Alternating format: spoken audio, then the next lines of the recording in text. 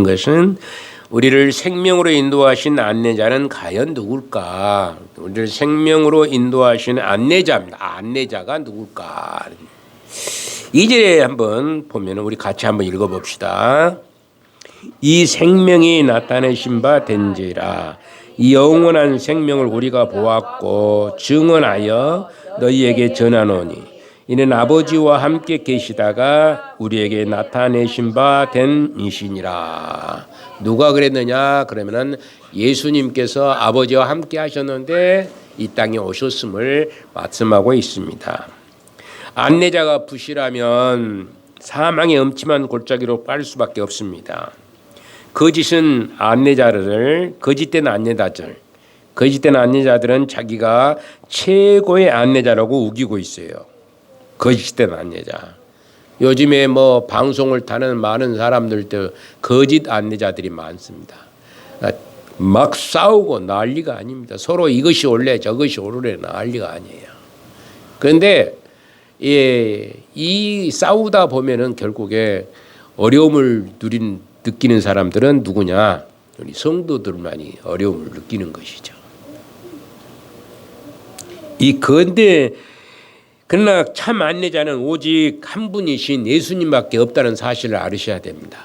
예수님밖에 참 안내자가 없는 거예요. 사랑만으로는 사람만으로는 참으로 안내자가 될 수가 없습니다. 사람은 안내자가 될 수가 없어요. 진정한 안내자는 예수님밖에 없다는 것입니다.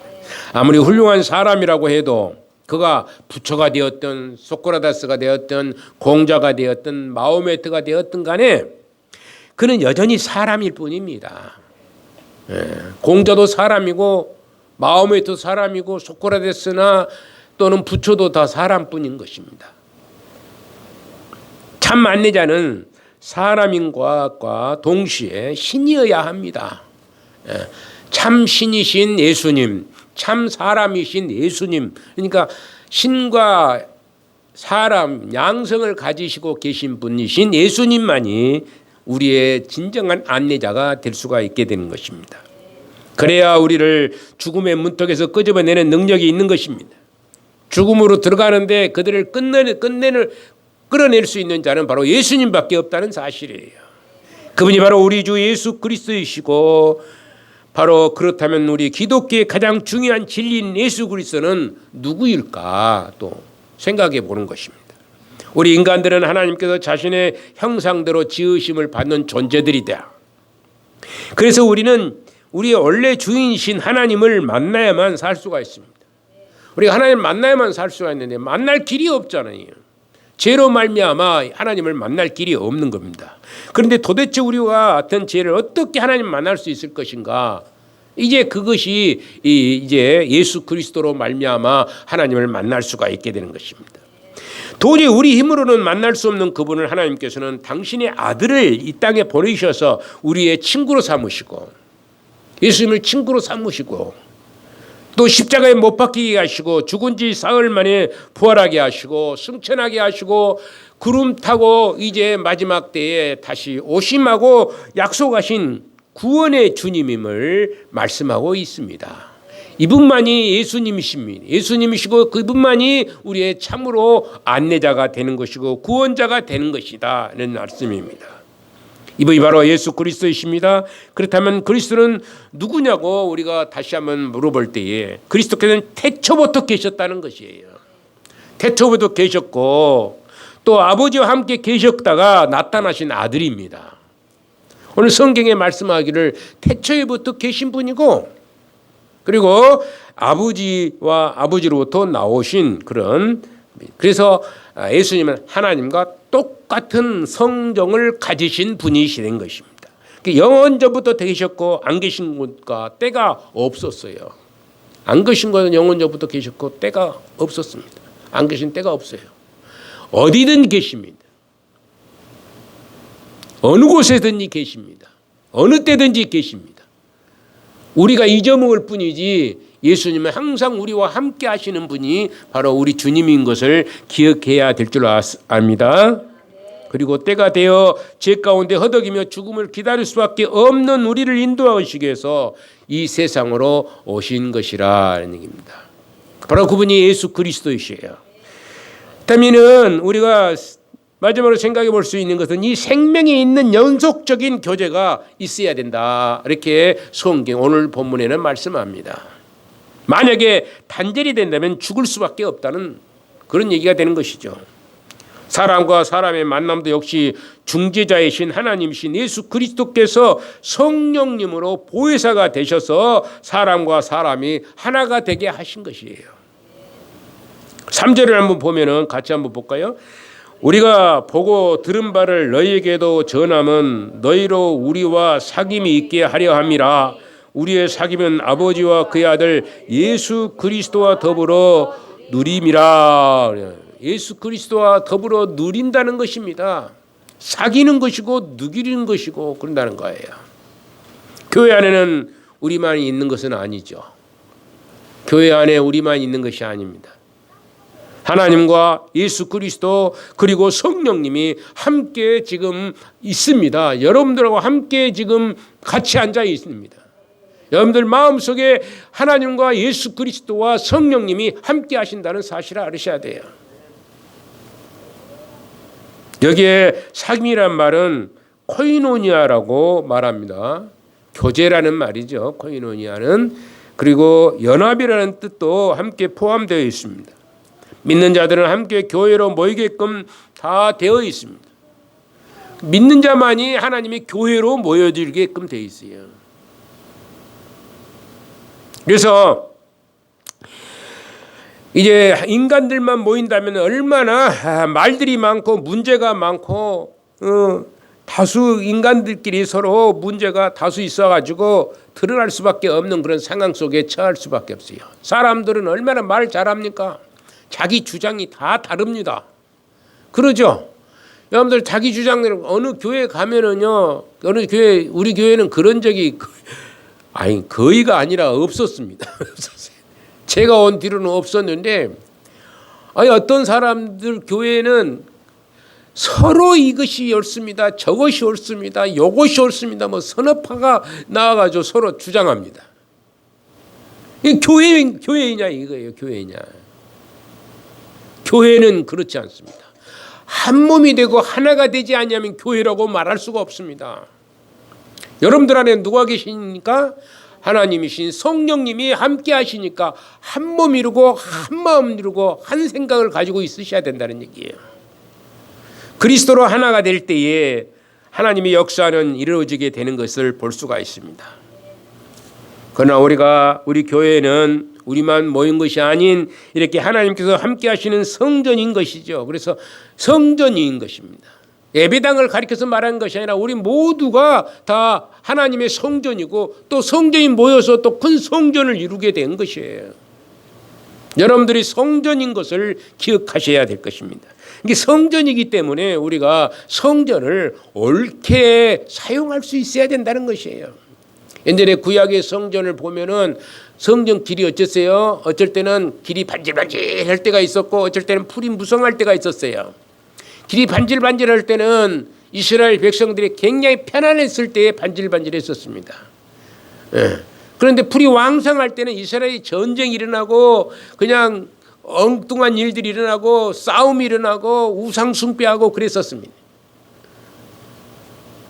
왜냐하면 성전이 길이 이렇게 계속해서 이렇게 풀이 없이 그냥 반질반질한다는 것은 성도들이 이스라엘 백성들이 성전을 향해서 계속해서 왔다 갔다 했다는 얘기입니다. 성전에 가서 예배드리고 성전에 가서 제단을 쌓고 그런 일을 구약시대에 했기 때문에 길이 반질반질해요. 근데 풀이 무성하게 자라는 것은 이것은 이제 안 갔다는 얘기예요. 사람이 안 갔다는 얘기예요. 오늘날도 마찬가지입니다. 오늘날도 바로 하나님 앞에 나오는 그 횟수가 많으면 많을수록 우리의 삶이 성전이 우리가 깨끗해지고 아름다워지고 하나님의 영광을 위해서 쓰여지는 복된 자가 되게 되는 것입니다. 늘 저희 집사람하고 여러분들 저쪽에 풀 불이 너무 나서 그 세면을 해버렸죠. 저걸 저도 한번 한다고 계속 불을 뽑아봤어요. 해보는데 뽑다 보니까 뒤에서 또 자라나 버린. 뽑으면 또 일주일만 놔둬도 또 자라나고 또 자라나고 도저히 견디지 못해서 놔둬버린 거예요. 이제 놔둬버리니까 보기가 싫고 또 1년에 한두 번 애치기로 싹 해주신 분도 또 우리 승엽 씨 같은 경우가 와서 싹 해주니까 고맙긴 했는데 그것까지는 턱없이 부족한 거예요. 그래서 저걸 세면을 한 것입니다. 여러분 생각해 보세요. 일반적인 길도 일반적인 이렇게 갈고 닦는 길도 가만 놔두면 며칠만 지나면 이렇게 풀이 돋아버리고 말아버리는 것이죠. 여러분들 밭에도 마찬가지입니다. 제가 그 몽탄 집에 가면은 그 할머니가 한 90 몇 되셨는가 모르겠어요. 90 한 3, 4세 되셨는가 잘 모르겠는데 허리가 이렇게 생겨가지고 이렇게 밀고 다니시는 분인데 날마다 그 밭대기 조그마한 밭대기예요. 요 한 트럭보다 더 적습니다. 근데 거기 가서 날마다 하나씩 뽑습니다. 깨끗해요. 날마다 뽑으니까. 일주일만 놔둬버리면은 또 자라버립니다, 풀이. 마찬가지로 우리의 심령과 우리의 삶도 참으로 하나님 앞에 열심으로 모이게 힘쓰면 우리 각 개인의 성도 모두가 성전이듯 함께 모인 모든 성도들도 성전인 것인데 바로 여기에 하나님이 계시기 때문에 성전인 것이죠. 여러분들이 성전인 것은 바로 하나님이 계시기 때문에 성전인 것이죠. 우리가 이렇게 함께 모이는 이곳에도 또한 성전이 되는 것입니다. 그것은 바로 하나님이 계시기 때문입니다. 그러나 문제는 있습니다. 좋은 곡식밭에 논에 알고만 있다면 얼마나 좋겠습니까? 좋은 밭에 알고만 있으면 얼마나 좋겠어요. 그러죠. 가만 놔둬도 알고만 잘 자라면 겁나게 좋지요. 근데 틀림없이 거기에는 가라지도 있다는 것이죠. 여기에 지금 누구도 있다? 사단도 있다는 것이에요.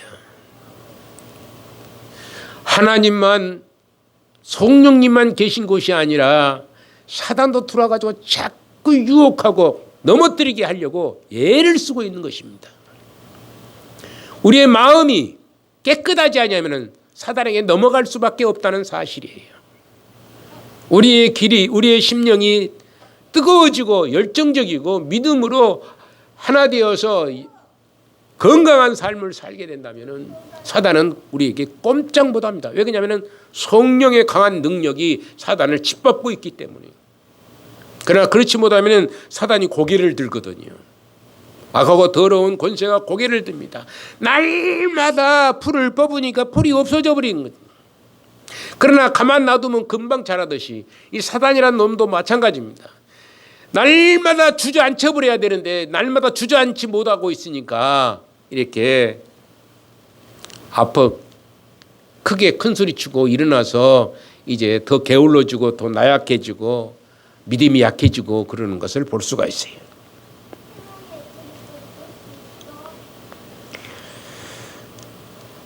잡초를 제거하지 아니하면은 그래서 좋은 알곡을 거두기가 아주 힘들어지는 것이죠. 그러므로 진정한 코이노니아가 이루어져야 하는 것입니다. 우리 온 성도들은 하나님과 우리의 이웃인 성도들과 온전한 교제가 이루어져야 하고 연합된 공동체가 되어야 하는 것입니다.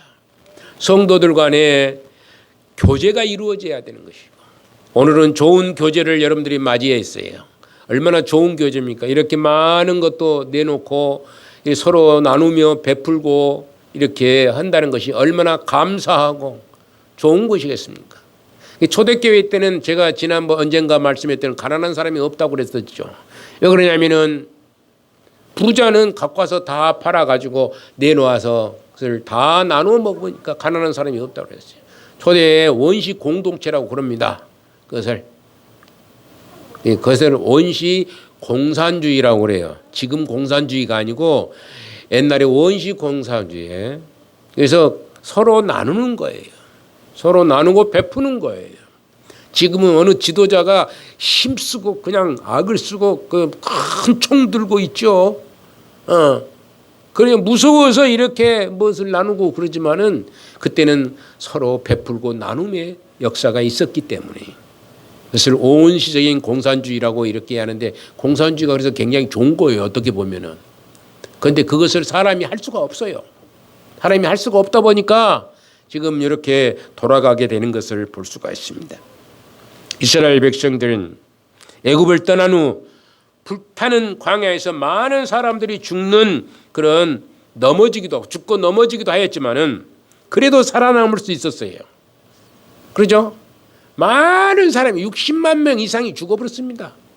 40년 동안 죽어버렸어요. 근데 어땠습니까? 가나안 땅에 들어온 사람도 똑같은 그 숫자예요. 거의 비슷한 숫자가 들어온 겁니다. 그것은 뭐 때문에 그렇습니까? 말씀이 있는 공동체였기 때문에 바로 이러한 역사가 이루어지게 된 것이에요. 말씀이 없었다면 다 죽었죠. 마른 강야, 물도 없고 춥기만 하고 더울 때는 엄청 덥고 먹을 것도 없는 그 광야에서 어떻게 40년을 버틸 수 있겠습니까? 그러나 말씀이 있는 공동체 안에 있었기 때문에 하나님께서 역사하시는 그 역사가 능력이 나타나게 되는 것이고 출애굽 당시에는 아주 그런데 수준 미달이에요. 수준 미달. 아무것도 몰랐잖아요. 홍해를 건널 때에 아무것도 모를 때 홍해를 건넌 겁니다. 그들은 모두가 노예였고 수많은 잡족들이었습니다. 그러나 하나님의 말씀이 공동체에 구름 기둥과 불 기둥이 있었고 만나가 그치지 않았고 반석을 쳤을 때 생수가 터졌습니다.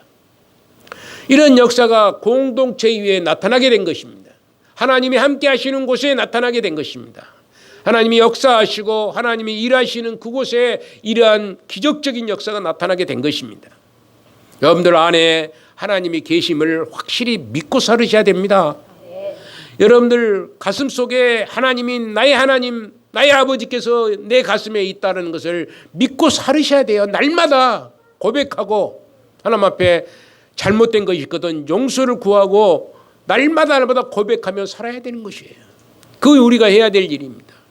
그게 바로 이제 이 추수절기를 통해서 정말 풍성한 은혜가 넘치는 산 증인들의 모습이 아닌가 생각을 해보는 것입니다. 우리가 함께 모여서 하나님의 말씀을 듣고 은혜 받을 때에 하나님의 충만한 기쁨이 임하게 되어 있습니다.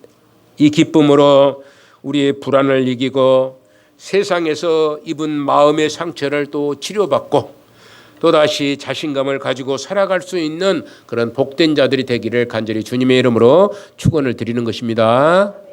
거룩하시고 사랑이 많으신 우리 아버지 하나님, 아버지의 한량없는 은혜와 사랑으로 함께 하심을 감사합니다.